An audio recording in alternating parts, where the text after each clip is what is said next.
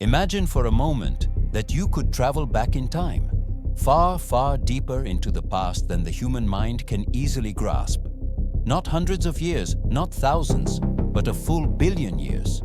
A journey so profound that you'd arrive in a world where Earth itself would be completely unrecognizable. A planet whose oceans shimmered in hues no human eye has ever seen, where continents drifted in positions that defy everything we think we understand about geography, and where the sky carried colors that would feel almost otherworldly. Now picture yourself walking along the shoreline of one of those ancient seas. The water stretches endlessly before you, but something is fundamentally wrong. It isn't the familiar vivid blue we associate with oceans today. Instead, it carries an unsettling greenish cast, murky, almost sickly. You scan the horizon and see no seabirds, no fish breaking the surface, no silvery flash of waves alive with motion. The silence is total and deeply disturbing. There are no trees swaying in the wind, no insects humming, no birdsong anywhere. You turn toward the land, and what you see steals your breath, mile after mile of bare rock. Not a single blade of grass, no flowers, no trees, no hint of green life at all. It feels like standing on an alien world. And yet you're standing on Earth. Your Earth, 1 billion years ago. So what happened? How is it possible that our planet, now overflowing with lush life, was once so desolate? And what cosmic and geological forces were shaping this strange world that would eventually become our home? Time traveler, today we're setting off on an extraordinary journey into one of the most enigmatic chapters in Earth's story. The early Neo-Proterozoic, specifically the Tonian period, an era when the planet underwent changes so profound they would permanently alter the destiny of life itself. Before we dive into the depths of this forgotten time, I want to invite you to leave a comment, telling me what fascinates you most about this ancient world. Is it the microscopic life that ruled the oceans, the supercontinents coming together, or the mystery of how Earth went from this barren state to the vibrant planet we know today? And don't forget to subscribe and turn on notifications so you don't miss any future journeys into the deep time of our planet. Thank you. And let's begin this adventure into the unknown. A planet under construction. Earth before the Tonian. To truly understand what the world looked like a billion years ago, we first need to place that moment inside the vast timeline of Earth's history. Earth formed about 4.54 billion years ago from the accretion of material in the protoplanetary disk surrounding our young sun. During its first billion years, the planet was a molten hellscape, constantly bombarded by asteroids and comets, wrapped in a toxic atmosphere of methane, ammonia, and water vapor with no free oxygen at all. Then, around 3.8 billion years ago, something extraordinary happened. Life appeared. The earliest life forms were simple microorganisms, probably not too different from modern bacteria, living in the primordial oceans. For nearly 2 billion years, life remained exclusively microscopic and single-celled. Over time, these primitive bacteria developed photosynthesis, the revolutionary process that allowed them to capture sunlight and convert carbon dioxide and water into sugars, releasing oxygen as a waste product. At first, that oxygen didn't build up in the atmosphere, because it immediately reacted with dissolved iron in the oceans, forming iron oxides that sank to the seafloor. That process created banded iron formations, distinctive layers of iron-rich rock we still find today in ancient Precambrian terrains. Those formations are silent witnesses to a long-gone ocean where iron and oxygen waged a relentless chemical war. Then, around 2.4 billion years ago, something dramatic occurred. The Great Oxidation Event. The ocean's iron finally became saturated, and oxygen produced by photosynthetic cyanobacteria began accumulating in the atmosphere. For the anaerobic life that had dominated Earth for billions of years, this was catastrophic. Oxygen was a deadly poison. Many lineages went extinct or were forced into oxygen-free environments. But for those that adapted and later evolved ways to use oxygen in metabolism, an entirely new world of possibilities opened up. Oxygen made aerobic respiration possible, a metabolic process far more efficient than anaerobic alternatives. Organisms that used oxygen could extract much more energy from food, eventually allowing larger and more complex forms of life to evolve. But that transformation would take an unimaginably long time. Between roughly 2.0 and 1.0 billion years ago, Earth entered what some scientists call the boring billion, a period of relative geological and evolutionary stability. Continents existed and drifted steadily due to plate tectonics. Oceans covered most of the planet. Life persisted, but it remained mostly microscopic. During this time, eukaryotic cells, cells with a nucleus and complex internal organelles, evolved, likely through endosymbiosis, when one cell engulfed another and the swallowed cell became an organelle, such as a mitochondrion or chloroplast. Around 1.2 billion years ago, a supercontinent began to assemble. One geologists call Rodinia, from the Russian Rodina, meaning homeland. That process of continental welding was well underway a billion years ago, during the Tonian period, which lasted from about 1.0 billion to 720 million years ago. The Tonian takes its name from the Greek tonos, meaning tension or stretching, referring to the immense tectonic activity of the time. It was an era of mountain building, continental collisions, and deep reorganization of Earth's crust. The world a billion years ago was caught in the middle of that massive transformation, and understanding this geological backdrop is essential if we want to truly picture what Earth was like then. The geography of an alien world. A billion years ago, if you could look down on Earth from space, you'd see a completely unfamiliar distribution of land. The continents we know today didn't exist. America, Africa, Europe, Asia, those names mean nothing in the Tonian. Instead, there were ancient landmasses with names that sound strange to modern ears. Laurentia, Baltica, Amazonia, West Africa, Australia, East Antarctica, Siberia, North China, South China, Kalahari, India, and many others. These continental fragments were colliding as Rodinia came together. The supercontinent wouldn't be fully assembled until around 900 million years ago. But a billion years ago, many of these pieces were already slamming into each other, triggering continent-scale collisions that built enormous mountain ranges. Imagine the process: two continents drifting slowly across the mantle at just a few centimeters per year, collide over millions of years. Their edges crumple and buckle like the hood of a car in a slow-motion crash. Rocks that once lay near sea level are shoved upward, forming mountains that may have rivaled the modern Himalayas. These mountain-building events, called orogenies, were happening in multiple regions across the planet throughout the Tonian. One particularly important example is the Grenville orogeny. This massive mountain belt formed as Laurentia, the core that would eventually become North America, collided with other continental blocks, possibly Amazonia and Baltica. The Grenville Mountains stretched for thousands of kilometers, and their deeply eroded roots can still be seen today in places like the Adirondacks in New York, the Scottish Highlands, and parts of Scandinavia. Those mountains may have risen to heights of 8,000 meters or more, comparable to Earth's highest peaks today. But there was one crucial difference. They were completely naked. No trees clung to their slopes, no alpine meadows filled their valleys, no lichens painted the rocks, just gray and brown stone, fully exposed to wind, rain, and time. Erosion in these mountains would have been extreme.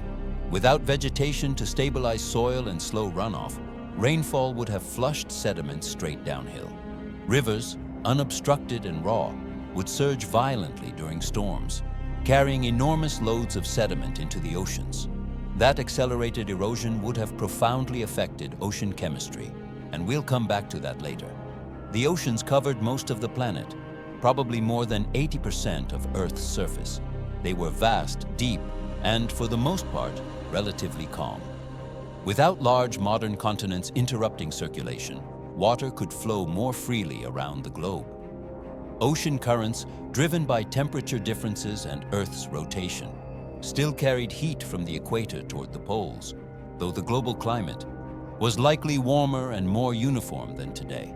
Coastlines would have felt eerie. Picture beaches made of bare rock with not the faintest trace of plant life. The tides came and went, but they didn't leave behind seaweed like modern shores do. No crabs skittered over sand.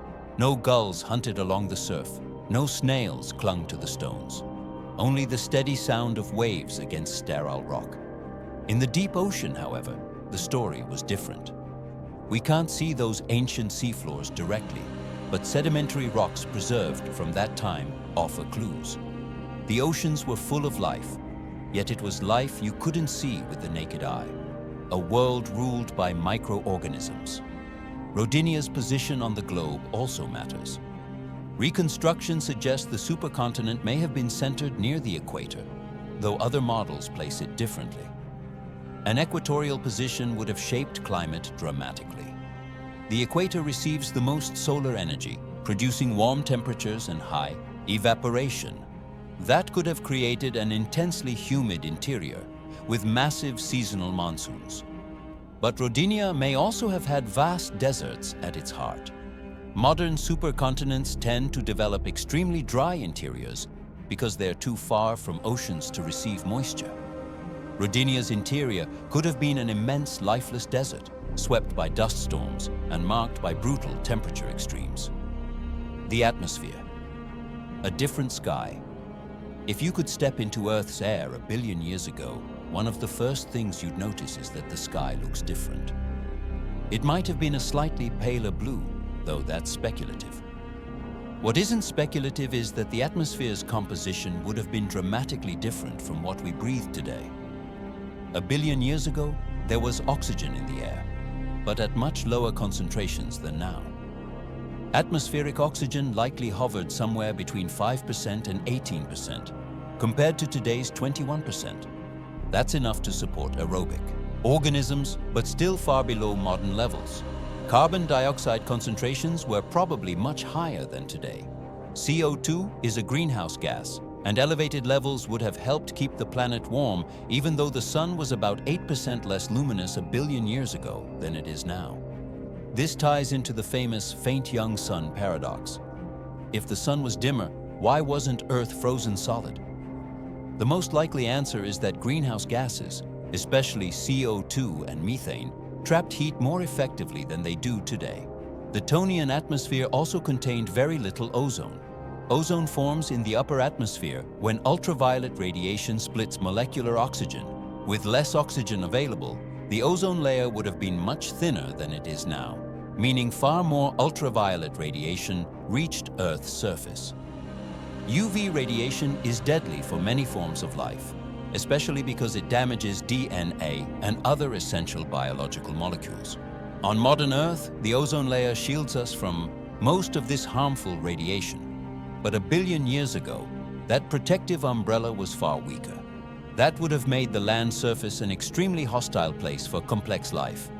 Another major reason the continents remained barren. In the oceans, though, water offered protection. Just a few meters of water can filter out most UV rays. That meant life could thrive in the sea while the land stayed largely empty. Earth's climate 1 billion years ago was likely warmer and more stable than today's. There were probably no permanent polar ice caps, though scientists still debate this.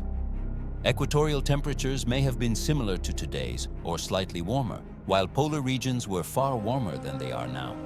Wind patterns would also have differed without modern continents to break up atmospheric flow. The large circulation cells that distribute heat around the planet still operated, but their regional expression would have looked different because the land-ocean layout was completely different. Storms in that ancient world would have been spectacular. Without vegetation to slow winds or absorb water, storms could have been violently intense.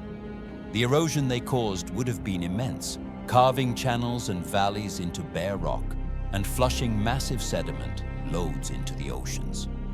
The greenish seas, a microscopic world. If there's one feature of Earth 1 billion years ago that would shock us most, it might be the color of the oceans. Instead of the deep blue we associate with modern seas, Tonian oceans likely carried a greenish tint, or, in some regions, an even murkier, more opaque appearance. That color was a direct reflection of who ruled those waters: cyanobacteria and other microscopic life. Tonian oceans belonged to microorganisms. Complex multicellular life was scarce, or perhaps had not evolved yet in any meaningful way.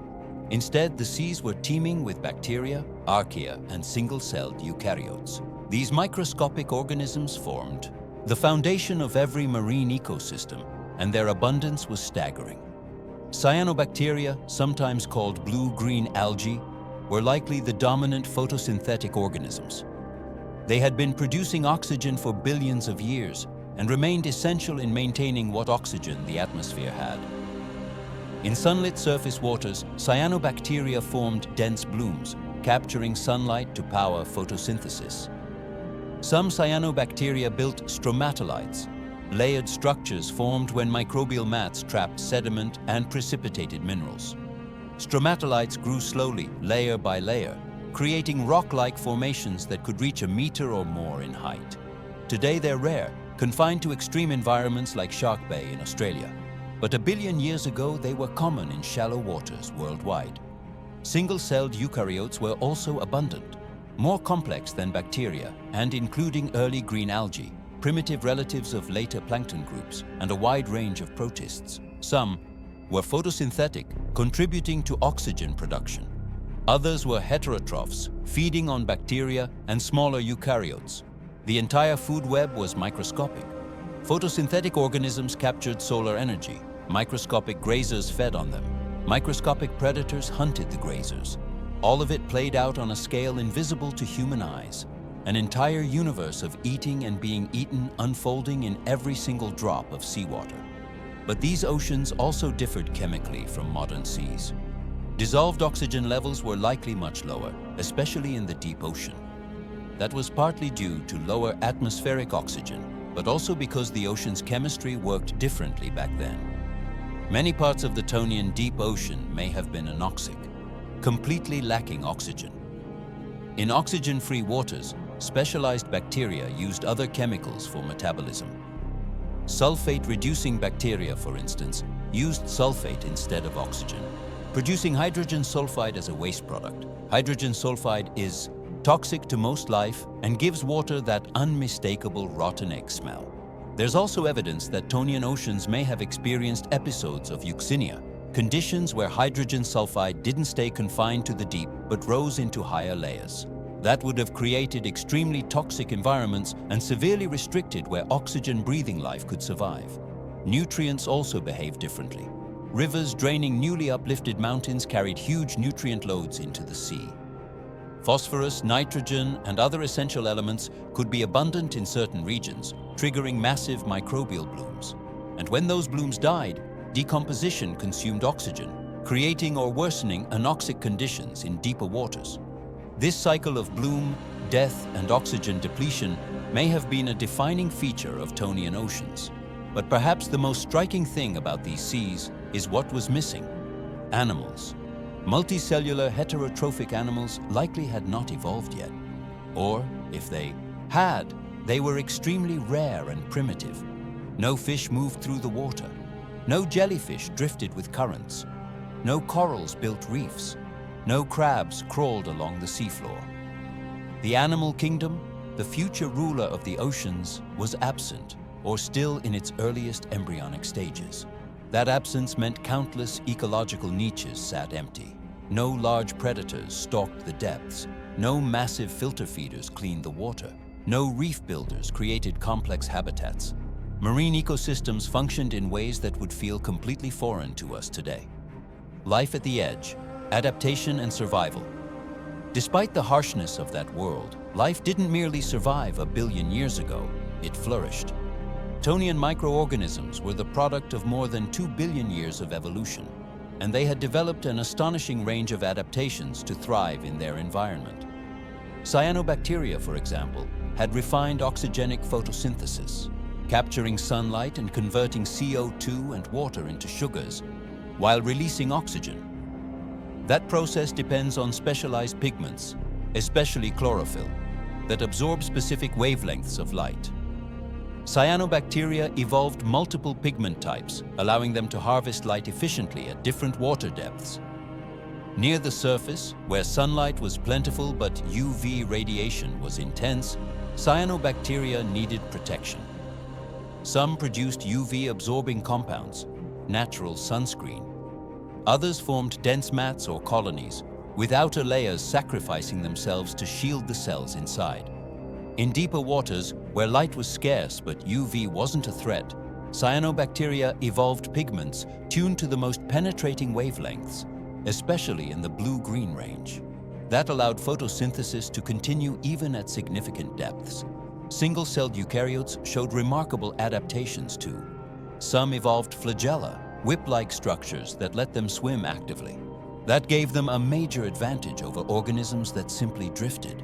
They could move toward better light or nutrients and escape unfavorable conditions. Others evolved the ability to form cysts when conditions became harsh, building a thick protective ovale shell around the cell and entering a low metabolism state until the environment improved. Many modern microorganisms do this, and the strategy likely existed a billion years ago as well. Reproduction was sophisticated too. While sexual reproduction had evolved among eukaryotes, many organisms still reproduced mainly asexually, simply splitting into two identical daughter cells. That allowed explosive population growth when conditions were favorable. A single cyanobacterium, given enough light and nutrients, could theoretically produce millions of descendants in just a few days. But sexual reproduction, more complex and energy-intensive, offered crucial advantages. It enabled genetic recombination, mixing genes from two parents to create offspring with unique combinations of traits. That genetic variability was vital in changing environments, allowing organisms to adapt more quickly to new challenges. Tonian microbes also developed complex chemical interactions. Some bacteria produced antibiotics, compounds that killed or inhibited competitors, giving them an edge in the struggle for resources.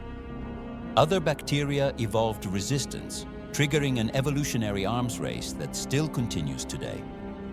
Chemical communication mattered too. Bacteria could sense the presence of others of their own species by releasing and detecting signaling molecules. When population density reached a threshold, they could shift behavior collectively, a phenomenon known as quorum sensing. That enabled coordinated actions like biofilm formation or synchronized toxin production. In anoxic deep ocean zones, life found entirely different ways to gain energy. Chemosynthetic bacteria could oxidize reduced compounds, hydrogen sulfide, methane, iron, drawing energy from chemical reactions instead of sunlight. These microbes formed the foundation of ecosystems independent of photosynthesis, an early preview of hydrothermal vent communities that would be discovered billions of years later in the modern deep sea. The sterile continents, a global rock desert. While the oceans churned with microscopic life, the continents were the absolute opposite. Land a billion years ago may have been the most inhospitable environment on the planet for anything complex. Bare rock, no soils, no vegetation, no animals. A global desert on a scale we can barely imagine. But saying the land was completely lifeless wouldn't be accurate. Life existed on land, but it was confined to microscopic forms and to the dampest, most protected environments. Bacteria and archaea had colonized land long before the Tonian, perhaps hundreds of millions of years earlier. These microbes formed thin biological crusts on rock surfaces, especially where moisture lingered. Terrestrial cyanobacteria were particularly important. These photosynthetic bacteria could survive on exposed rock, forming greenish or dark films. During rains, they absorbed water and became metabolically active, photosynthesizing. When they dried out, they entered dormancy, waiting for the next rainfall. Even though these biological crusts were microscopic, they mattered. Microorganisms secreted organic acids that slowly dissolved minerals in the underlying rock. This biological weathering helped break rock into smaller particles, the first step towards soil formation. Fungi, or their ancestors, may also have been present on land during the Tonian, though evidence is limited. Fungi are remarkable organisms capable of breaking down complex organic compounds, and forming symbiotic partnerships. If they were present, they may have played important roles in nutrient recycling. But without plants to stabilize ground and without animals to mix organic matter, soil formation was painfully slow. The soils that existed were little more than finely ground rock with minimal organic content, protosoils, forming mainly in depressions where water and sediment collected. Rivers across this barren landscape looked nothing like modern rivers. Without vegetation to stabilize banks, rivers often formed braided channels that constantly shifted course. During storms, they became violent torrents carrying enormous sediment loads. During dry seasons, many rivers dried out entirely, leaving exposed rocky beds behind. Erosion in a world without vegetation was incredibly fast. Mountains raised by plate tectonics were rapidly worn down by wind and water. The sediments produced by that erosion poured into oceans, building enormous deltas and continental shelves. This massive sediment flow had major consequences for ocean chemistry and marine life. Sediments carried essential nutrients like phosphorus and iron. In the oceans, these nutrients fueled blooms of photosynthetic microorganisms, boosting primary productivity, but also potentially contributing to anoxic conditions when those organisms died and decomposed. Temperatures on the continents likely swung through far more extreme daily and seasonal ranges than over the oceans.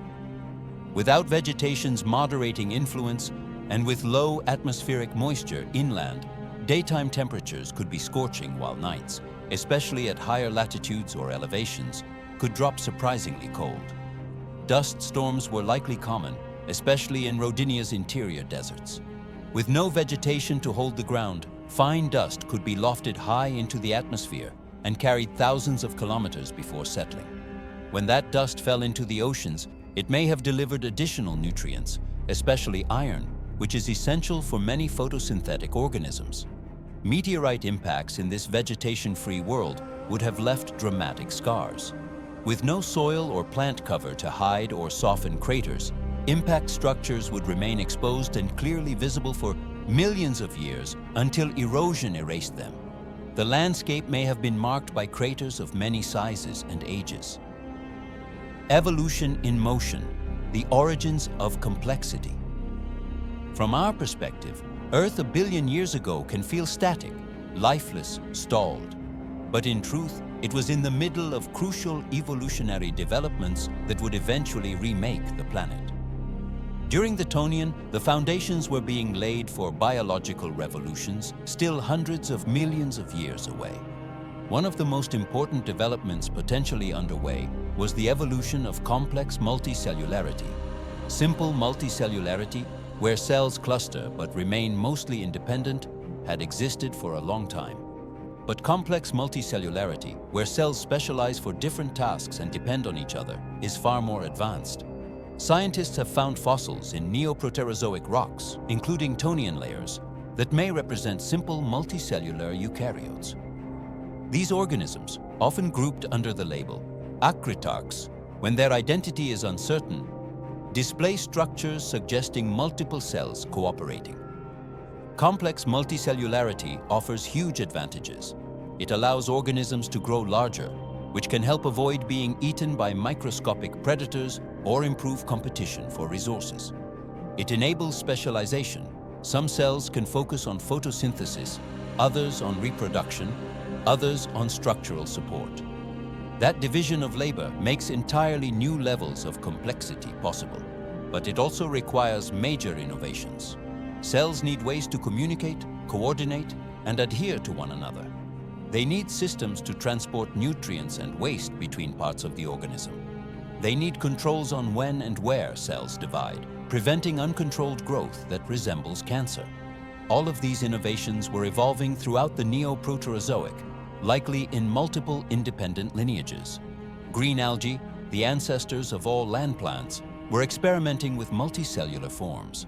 The ancestors of animals, still entirely microscopic, may also have been beginning their own early experiments in multicellularity. Another crucial innovation possibly emerging was more complex predation. In Tonian seas dominated by microorganisms, most feeding interactions likely involved single cells engulfing bacteria or absorbing dissolved nutrients. But some eukaryotes were developing more sophisticated ways to capture and consume prey. Phagocytosis, the ability to wrap around and digest another entire cell, was foundational. It enabled feeding, and it likely played a role in the origin of eukaryotic cells themselves, when an ancestral cell engulfed a bacterium that became the mitochondrion. Some eukaryotes evolved specialized structures to capture prey. Dinoflagellates, protists that today include both photosynthetic and predatory forms, were present in the Tonian. Some developed tentacles or feeding tubes to snag and manipulate prey. Others evolved toxins that could immobilize or kill other microorganisms. Sexual reproduction was also evolving and becoming more refined. Meiosis, the special division that halves chromosome number to produce gametes, and fertilization, where gametes fuse to create a new organism, are complex processes requiring sophisticated cellular machinery. During the Tonian, these processes were being improved across multiple eukaryotic lineages. Sex carries real costs. It requires finding a partner, hard for microscopic organisms dispersed through vast oceans. It requires producing specialized gametes instead of simply splitting, but the payoff, genetic diversity and faster adaptation, can be enormous. A dimmer sun and the greenhouse world. Another fascinating aspect of Earth a billion years ago was its relationship with the sun. Our star, then as now, produced energy through hydrogen fusion in its core. But the sun's luminosity has gradually increased over time. A billion years ago, it was about 8% less luminous than it is today. That creates a puzzle. How did Earth stay warm enough for liquid water? With a weaker sun, you'd expect a colder planet, possibly a frozen one. In fact, if Earth's atmosphere had the same composition as today, the planet should have been locked in ice. The solution to this faint young sun problem lies in greenhouse gases. As mentioned earlier, Tonian Earth likely had much higher concentrations of CO2.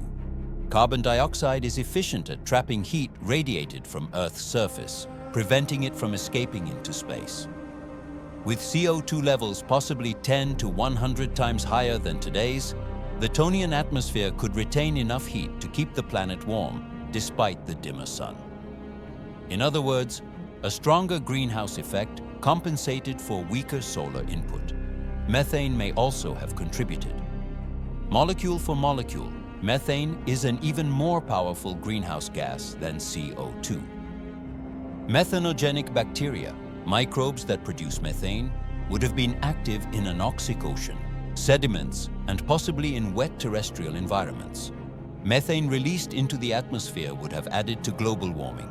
Still, methane breaks down relatively quickly in the presence of oxygen and UV radiation, so its concentration may not have rivaled CO2. Even so, it could have had a meaningful effect. This stronger greenhouse world shaped climate. It likely meant polar regions were relatively warm, with no permanent ice caps.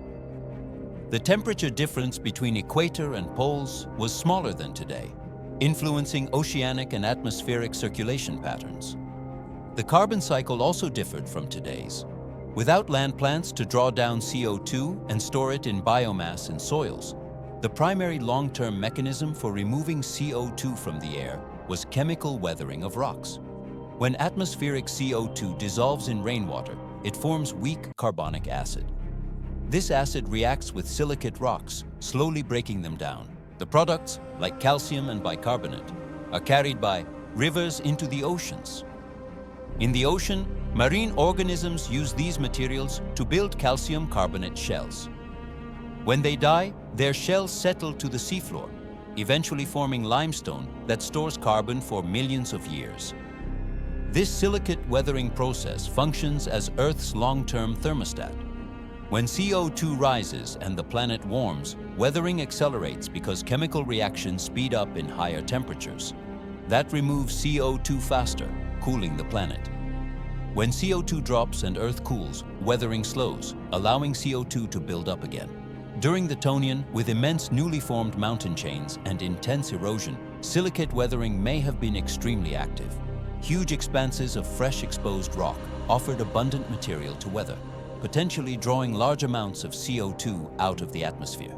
Some scientists have suggested that this intensified weathering during Rodinia's assembly may have eventually reduced atmospheric CO2 substantially. With fewer greenhouse gases, Earth would begin to cool. That cooling trend would continue over hundreds of millions of years, culminating in one of the most extreme events in Earth's history, the Neoproterozoic snowball Earth glaciations, between about 720 and 635 million years ago. Tides and the Moon. Another striking feature of Earth a billion years ago was its relationship with the Moon. Our satellite has orbited Earth since soon after the solar system formed, likely born from a colossal impact between the early Earth and a Mars-sized body. But a billion years ago, the Moon was significantly closer than it is today. The Moon is slowly receding from Earth at about 3.8 centimeters per year due to the transfer of angular momentum through tidal interactions. Over a billion years, that adds up to a major difference. A closer Moon meant stronger tides. Tides come from the Moon's differential gravitational pull and, to a lesser extent, the Sun's across Earth. With the Moon closer, that pull was stronger, creating more extreme tides. Tonian tides would have been dramatic, especially in bays and estuaries, where geography amplifies tidal range. The difference between high tide and low tide could have been far greater than in the same places today. That would have created wide intertidal zones, alternately flooded and exposed with each tidal cycle. Those intertidal zones would have been brutally challenging.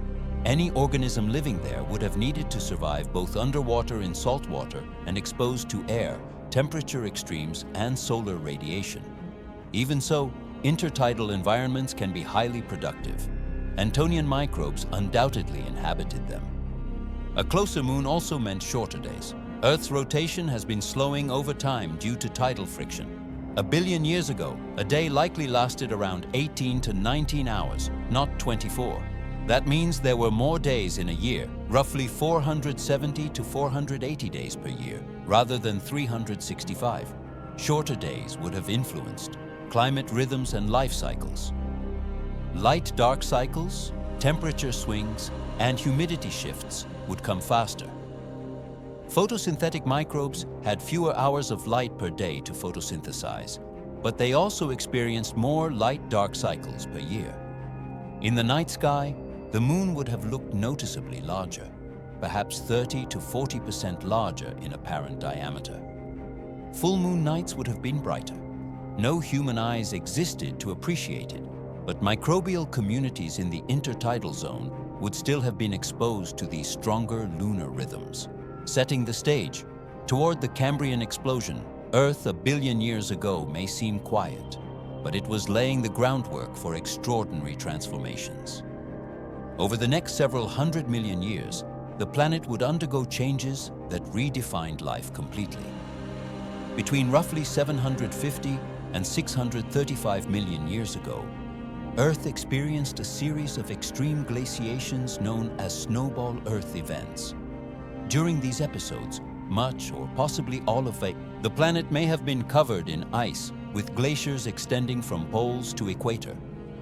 These glaciations were likely triggered by falling atmospheric CO2, driven by intense weathering of Rodinia's mountains and by the breakup of the supercontinent, which altered ocean circulation.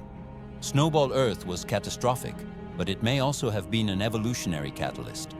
Extreme environmental stress can drive innovation, and when the ice finally melted, oceans would have been flooded with nutrients accumulated over millions of years, creating conditions primed for a surge of life. Between about 635 and 541 million years ago, during the Ediacaran period, the first complex multicellular organisms appeared. The Ediacaran biota included strange, wondrous forms, many unlike anything alive today. Some looked like padded discs with radial or bilateral symmetry. Others were tubular or branching. Their true nature is still debated. Some may have been early animals, others complex algae, fungi, or entirely extinct groups with no modern descendants. Then, around 541 million years ago, one of the most dramatic events in life's history unfolded. the Cambrian explosion. Over a relatively short window, perhaps 20 to 25 million years, most major animal groups appeared. Arthropods with jointed exoskeletons, mollusks with shells, echinoderms, chordates, the group that includes vertebrates, and many others. The Cambrian explosion transformed ecosystems fundamentally. For the first time, complex predators emerged with eyes, jaws, and specialized limbs. That triggered an evolutionary arms race, prey evolving stronger defenses, predators evolving more sophisticated hunting strategies. But all of that was still far in the future from the Tonian viewpoint. A billion years ago, complex multicellular animals likely did not exist. Oceans belonged to microbes. Land was a barren desert. The stage was being set, but the play had not yet begun. Conclusion: a forgotten world, a lasting legacy. We've completed our extraordinary journey into a lost world, Earth 1 billion years ago. A planet that, at first glance, feels alien, almost unrecognizable as home. Greenish seas ruled by microorganisms, sterile continents of naked rock, a different sky beneath a weaker sun, stronger tides under a closer moon, shorter days and longer years.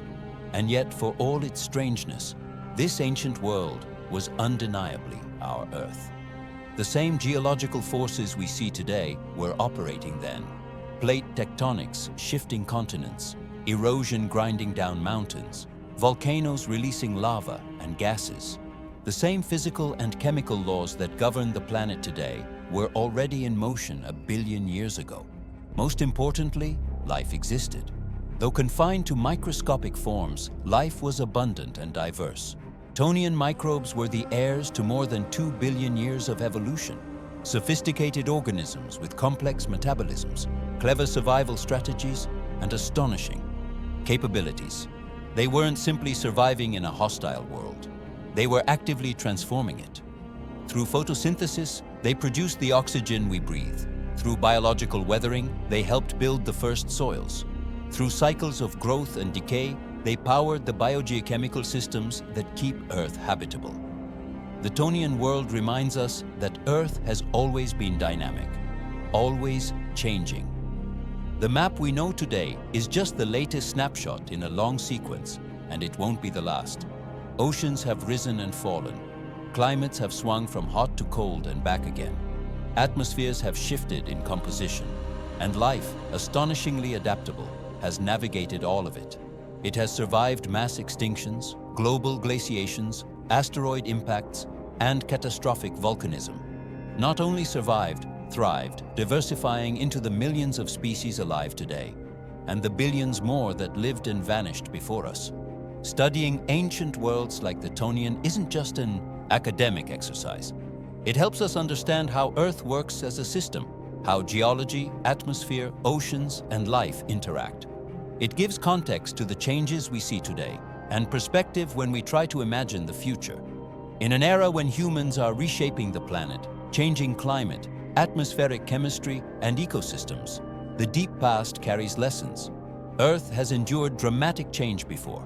Life has faced existential threats and adapted. But these processes unfold on geological timescales, millions of years.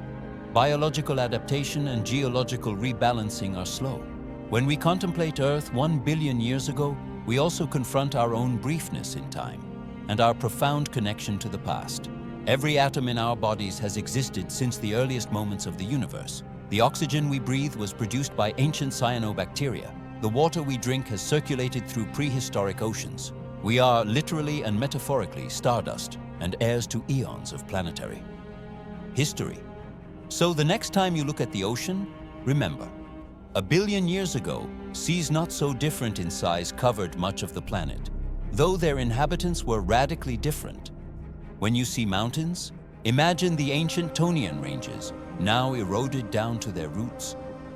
When you breathe, silently thank the countless trillions of cyanobacteria that over billions of years transformed our atmosphere. The journey from the Tonian's microbial world to today's complex biosphere was long, winding, and filled with dramatic turning points. Yet every step mattered. without cyanobacteria producing oxygen, without eukaryotes exploring multicellularity, without snowball Earth creating conditions for later radiation, without the Cambrian explosion establishing animal body plans, our modern world would not exist. We are the product of all that history, the beneficiaries of billions of years of evolution and geological change. And with that legacy comes responsibility to be wise, stewards of the planet we inherited, to understand how it functions, to respect its limits, and to preserve its extraordinary diversity for those who come after us. Thank you for joining me on this journey into deep time, to Earth 1 billion years ago. If this forgotten world captivated you, I'd love to hear your thoughts in the comments. What surprised you most about this ancient planet? What questions do you have about that lost era? And don't forget to subscribe for more journeys through the geological history of our extraordinary world. Sleep well as you contemplate the vastness of deep time, where greenish oceans seethed with microscopic life, and barren continents waited patiently for the day life would finally conquer the land. Good night, time traveler.